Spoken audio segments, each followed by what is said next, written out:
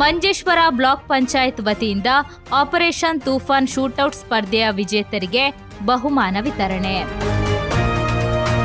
ವೈದ್ಯರ ಸೇವೆ ಸೋಮವಾರ, ಬುಧವಾರ ಮತ್ತು ಶನಿವಾರ ಬೆಳಗ್ಗೆ 10 ರಿಂದ ಮಧ್ಯಾಹ್ನ 2ರವರೆಗೆ. ವೈದ್ಯರತ್ನಂ ಆಯುರ್ವೇದ ಮೆಡಿಕಲ್ ಮತ್ತು ಕ್ಲಿನಿಕ್ ಮಂಜೇಶ್ವರ. ಕರೆ ಮಾಡಿ 9497431005. ನಿಮ್ಮ ಆರೋಗ್ಯ ನಮ್ಮ ಜವಾಬ್ದಾರಿ. ಇಂದೇ ಭೇಟಿ ನೀಡಿ. ಮಾದಕ ವಸ್ತು ವ್ಯಾಪನದ ವಿರುದ್ಧ ರಾಜ್ಯ ಸರ್ಕಾರದ ಆಪರೇಷನ್ ತೂಫಾನ್ ಅಭಿಯಾನದ ಭಾಗವಾಗಿ ಮಂಜೇಶ್ವರ ಬ್ಲಾಕ್ ಪಂಚಾಯತ್ ಆಯೋಜಿಸಿದ್ದ ಶೂಟೌಟ್ ಸ್ಪರ್ಧೆಯ ವಿಜೇತರಿಗೆ ಬ್ಲಾಕ್ ಪಂಚಾಯತ್ ಸಭಾಂಗಣದಲ್ಲಿ ಬಹುಮಾನ ವಿತರಿಸಲಾಯಿತು. ಕಾರ್ಯಕ್ರಮ ಉದ್ಘಾಟಿಸಿ ಮಾತನಾಡಿದ ಬ್ಲಾಕ್ ಪಂಚಾಯತ್ ಅಧ್ಯಕ್ಷ ಯುಕೆ ಸೈಫುಲ್ಲಾ ತಂಗಳ್, ಮಾದಕ ವಸ್ತುಗಳ ನಿರ್ಮೂಲನೆಗೆ ಸರ್ಕಾರದ ಪ್ರಯತ್ನದೊಂದಿಗೆ ಸಾರ್ವಜನಿಕರ ಜಾಗೃತಿ ಅತ್ಯಗತ್ಯ ಎಂದರು. ಪ್ರತಿಯೊಬ್ಬರೂ ತೂಫಾನ್ ವಾರಿಯರ್ ಆಗಿ ಕೈಜೋಡಿಸಬೇಕೆಂದು ಕರೆ ನೀಡಿದ ಅವರು, ಕಾರ್ಯಕ್ರಮದಲ್ಲಿ ഭാഗവഹിಸಿದ ಎಲ್ಲರಿಗೂ മാദക വസ്തു വിരോധി പ്രതിജ്ഞೆ ಬೋಧಿಸಿದರು.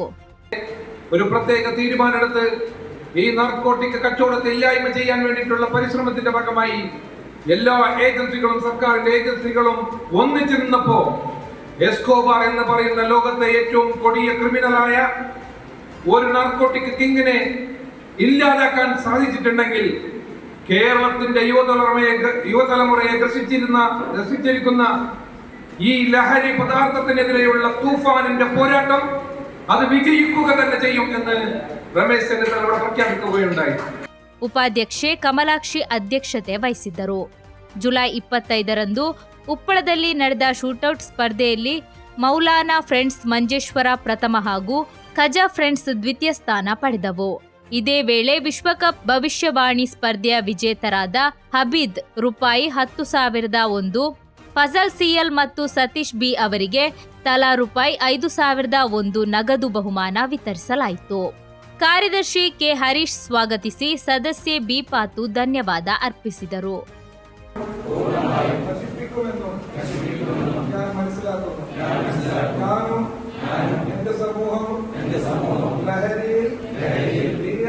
ാനുള്ള എല്ലാ ശ്രമങ്ങളും ഞാൻ നടത്തും.